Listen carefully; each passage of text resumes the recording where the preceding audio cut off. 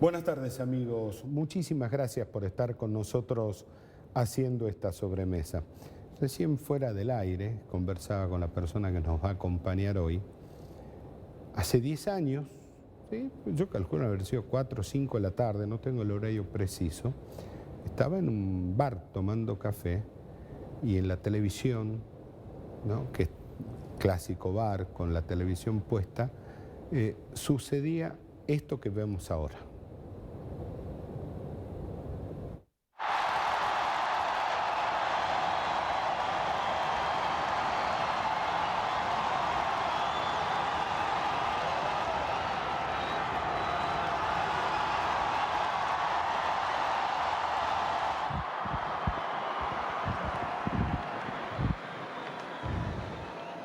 Annuncio vobis gaudium magnum, habemus papam.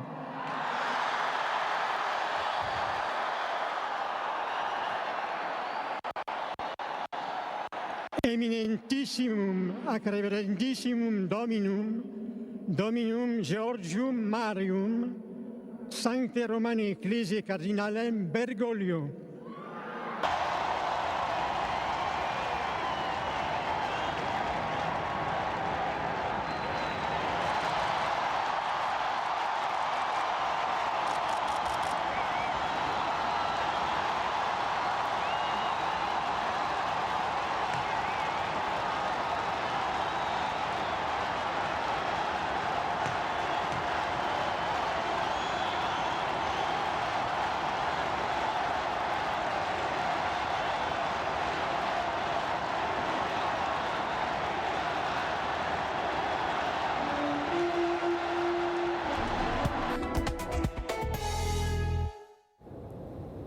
Cuando el reciente electo Papa Francisco, que en ese mismo momento marcaba 2 hitos en la Iglesia. El primero y el más importante, que es la primera vez que un latinoamericano llegaba al papado. Y el segundo hito, que también me parece importante, que era el primer jesuita. Y cuando Francisco en esa jornada le acercan el micrófono y lo primero que dice es Buonasera, donde saluda a la gente que estaba ubicada en la plaza, muchos entendimos que comenzaba una nueva etapa y absolutamente distinta en la Iglesia Católica. Tengo el convencimiento que no solamente una nueva etapa comenzó en la Iglesia, sino también comenzó una nueva etapa en el mundo, con una impronta distinta, donde desde Roma el sumo pontífice empieza a marcar y a decir algunas cosas que quizás antes no se decían. De esto vamos a charlar hoy, ¿no? Porque nos va a acompañar el curita Germán Macaño, el padre Germán Macaño, que está en estos momentos en Río Blanco, en el Santuario de la Virgen de Río Blanco. Vamos a charlar de estas cosas, ¿no? Si hubo un antes y un después de Francisco, y me parece lo más importante, ¿cuál va a ser el legado de Francisco para la Iglesia y para el mundo? 30 segundos y estamos con el padre Macaño.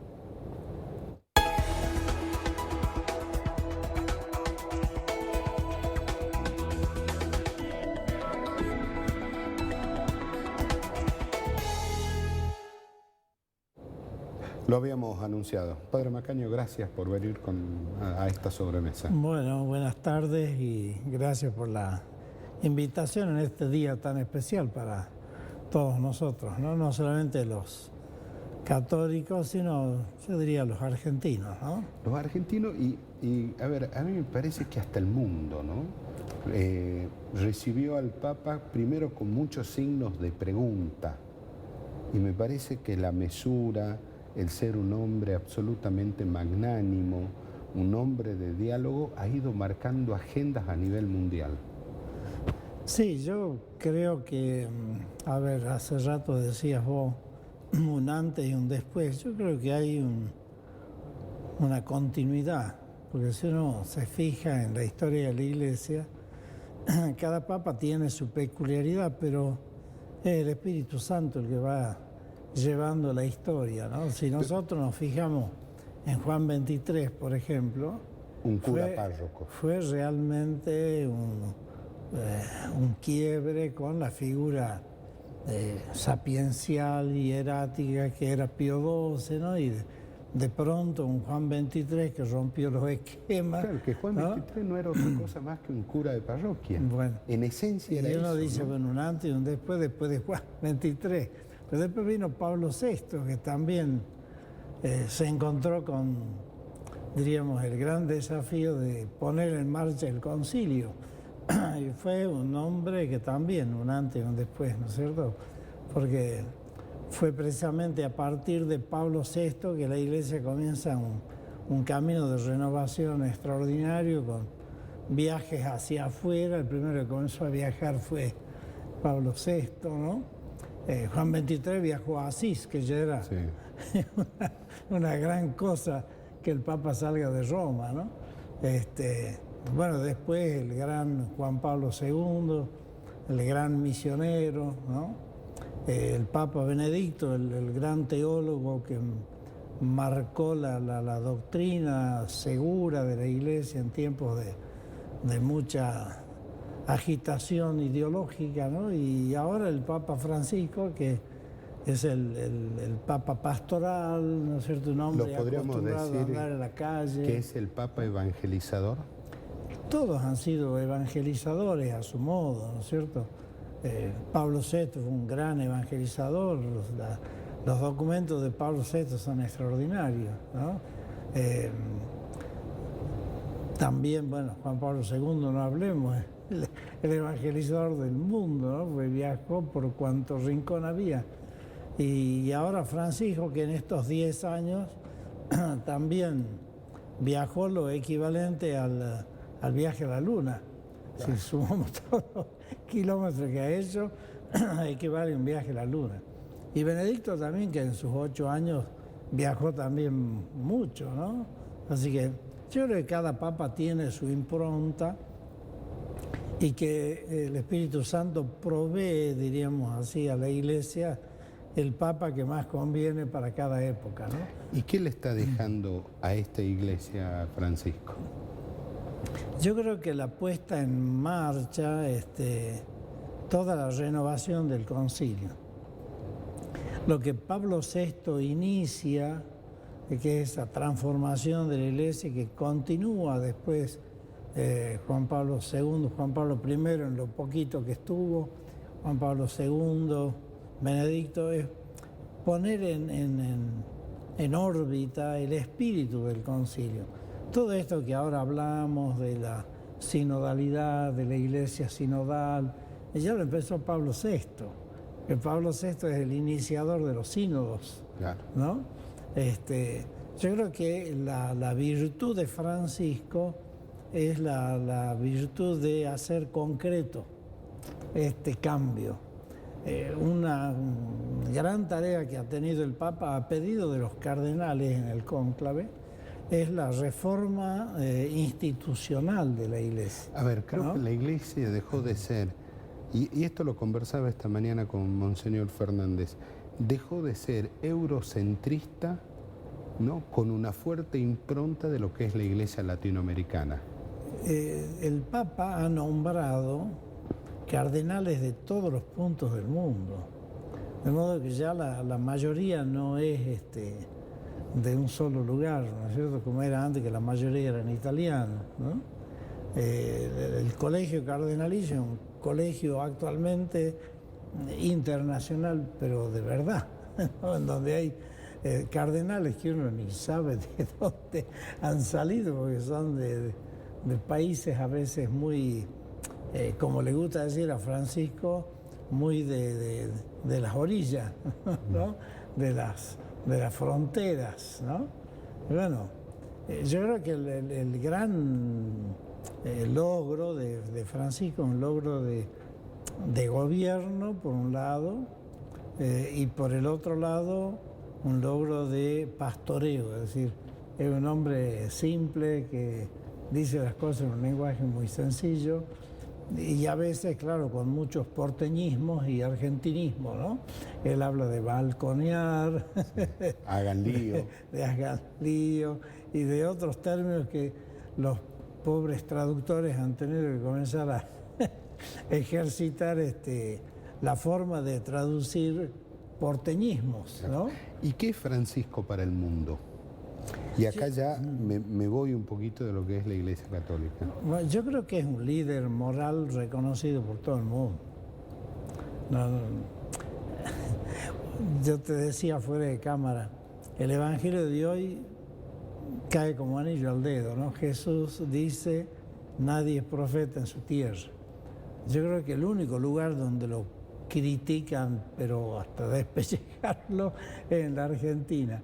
En los demás lugares lo respetan por la autoridad moral que manifiesta. Claro, decir, no solamente dice, hace y vive lo que dice. Claro, pero acá lo metemos en la grieta de los mediocres, ¿no?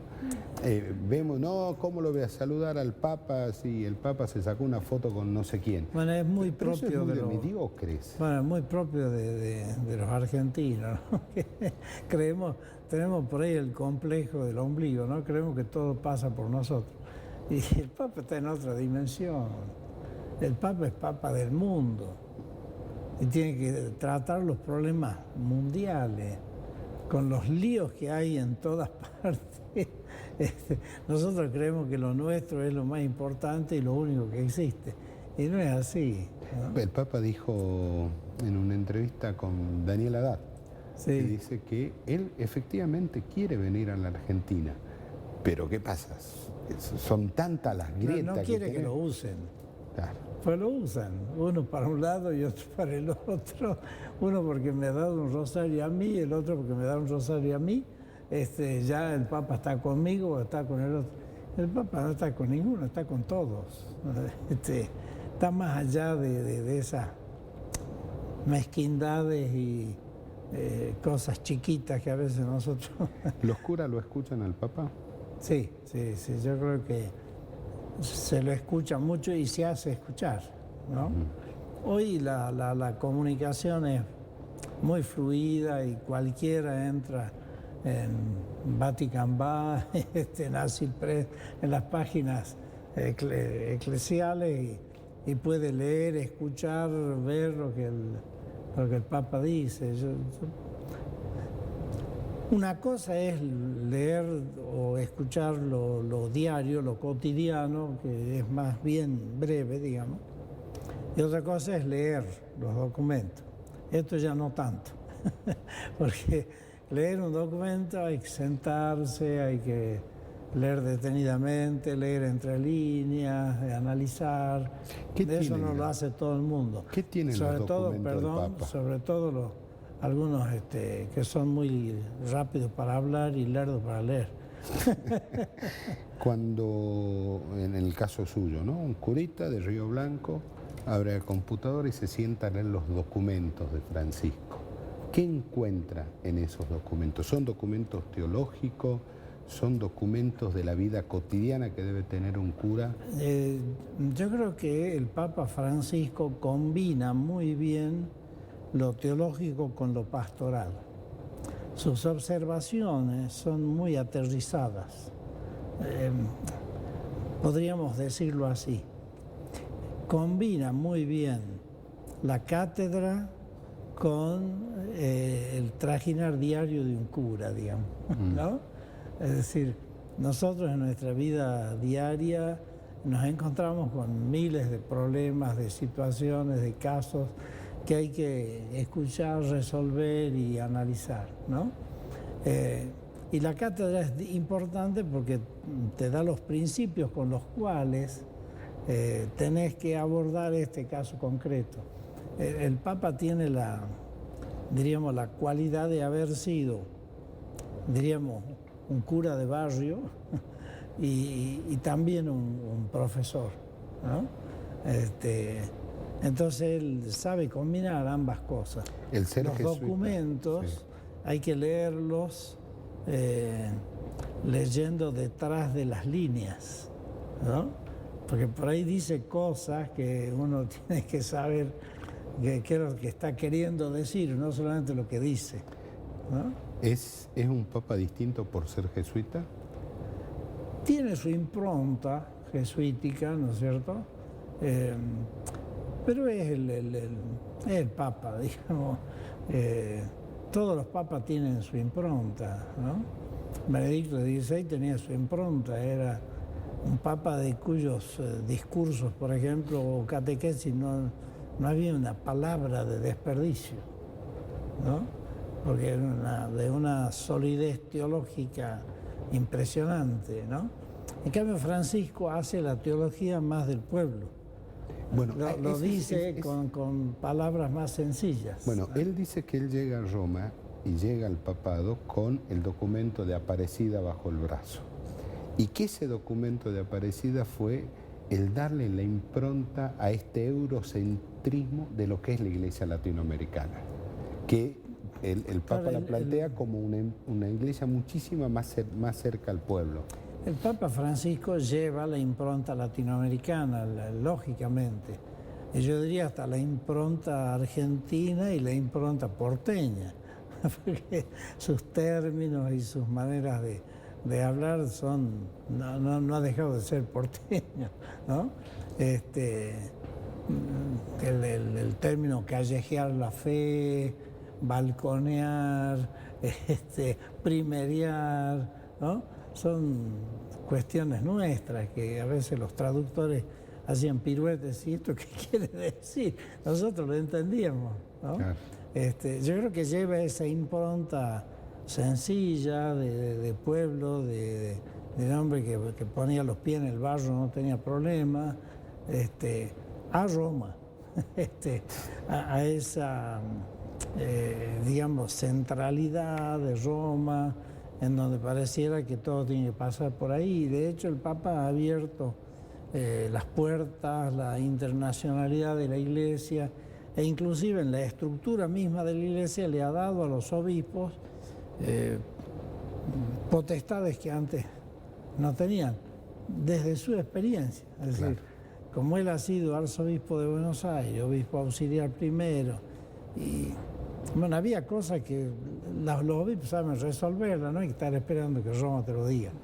Y entonces, por ejemplo, ahora con todo el tema de las nulidades matrimoniales, los obispos tienen más potestad de que las que tenían antes para resolver cuestiones, ¿no? ¿Qué fue el Laudato Si? El Laudato Si es un himno a la creación, ¿no? Pero hay que entenderlo desde una ecología integral. Sí, una ecología en la cual no está solamente la naturaleza. Está la naturaleza en su totalidad, es decir, también el hombre. También la naturaleza humana es naturaleza. Es la convivencia en armonía. La convivencia en armonía y el respeto a la dignidad humana. Porque así como ahora está en alza, diríamos, ¿no es cierto?, el respeto a las mascotas y demás, y a la naturaleza, y no talar los árboles y conservar el verde y todo eso, también hay que respetar la naturaleza humana. El hombre es hombre desde el mismo instante de la concepción. El Papa insiste permanentemente en respetar la vida humana desde el nacimiento hasta la muerte natural, ¿no? No descartar a los niños, no descartar a los ancianos. ¿Hacía falta que el Papa, a través de una encíclica, hable del cuidado del ambiente? Y yo creo que sí, porque es un tema muy serio. Si nosotros vemos los desechos que se tiran al mar, las toneladas de basura que se tiran al mar, por ejemplo, y cómo está repercutiendo en la misma fauna marina. Sí, vamos al Río Grande nomás, no hace falta ir al mar. Bueno, yo creo que era importante, ¿no? Pero repito, no nos quedemos con la naturaleza simplemente biológica, ¿no? No, la naturaleza también es el hombre. Y el respeto a la persona humana, a la naturaleza humana, al ser del hombre, es muy importante. El Papa en esa entrevista que decías vos, acaba de decir, por ejemplo, algo muy importante que los medios no han replicado demasiado, y es unas palabras muy duras contra la ideología de género. Sí, fue como durísimo. Que iguala a todo, ya no hay diferencia, es lo que ahora se está hablando del transhumanismo, del especismo, en donde todo es lo mismo y no es así. La ecología es ecología integral. Claro, pero él hace una salvedad. El respeto a las identidades de cada persona, que cada uno elige la sexualidad que quiere, dice el Papa, pero eso no quiere decir la igualdad de género. Claro, claro. Así que yo creo que, digamos, este tema del Laudato Si, del respeto a la naturaleza, hay que entenderlo desde una concepción integral de la ecología. La ecología no es solamente los pajaritos, los perritos, el pastito y los arbolitos. La ecología es también el hombre. Claro, y en esa misma nota el Santo Padre habla de el respeto a las comunidades originarias, no solamente de acá, sino del mundo entero, porque él las pone a estas comunidades como que son las que realmente viven en armonía con el ambiente. Cita el ejemplo de algunas tribus, por ejemplo, del Amazonas. Bueno, hay de todo, digamos, tampoco podemos caer en la ilusión de que lo indígena es lo químicamente puro. Hay de todo, como no, en todos lados. Pero me llamó la atención ahí. Él de lo que dice es de la forma en que viven su relación con la naturaleza. Eso no quiere decir que entre ellos no haya lío. Ah, no, por supuesto. ¿No es cierto?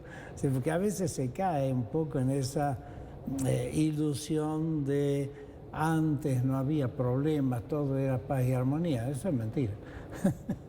Ahora, también el Papa en esta misma entrevista habla del sincretismo, ¿no? De cómo se mezclan lo que es la tradición de la Iglesia Católica con la impronta de cada pueblo, ¿no? Habla de los misachicos puntualmente.